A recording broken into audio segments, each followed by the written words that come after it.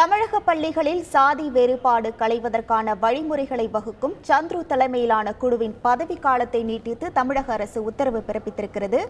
நாங்குநேரி சாதி வன்முறை எதிரொலியாக பள்ளி கல்லூரி மாணவர்களிடையே சாதி இன உணர்வால் உருவாகும் வன்முறைகளை தவிர்ப்பது குறித்து இந்த குழு ஆய்வு செய்து வரும் நிலையில் இவர்களது பதவிக்காலமானது நீட்டிக்கப்பட்டிருக்கிறது. கூடுதல் தகவல்களோடு இணைகிறார் நமது செய்தியாளர் சங்கரன். வணக்கம் சங்கரன், எவ்வளவு காலம் இவர்களது பதவி காலமானது நீட்டிக்கப்பட்டிருக்கிறது? அறிக்கையானது எப்போது சமர்ப்பிக்கப்பட வாய்ப்புகள் உள்ளது? வணக்கம். தென் மாவட்டங்களில் பள்ளி மற்றும் கல்லூரிகளில் மாணவர்கள் மத்தியில் சாதிய பாகுபாடு, மாணவர்களிடையே மோதல் போன்ற சம்பவங்கள் அவ்வப்போது நடைபெறுகின்றன. குறிப்பாக நெல்லை மாவட்டம் நாங்குநேரியில் உள்ள அரசு பள்ளியில் பள்ளி மாணவர் மீது சக பள்ளி மாணவர்களே தாக்குதல் நடத்திய விவகாரம் மிக பெரும் பரபரப்பை ஏற்படுத்தியது. அந்த மாணவர் உயிருக்கு ஆபத்தான நிலையில் மருத்துவமனையில் அனுமதிக்கப்பட்டு அரசினுடைய நேரடி மேற்பார்வையில் சிகிச்சையும் அளிக்கப்பட்டு வருகிறது.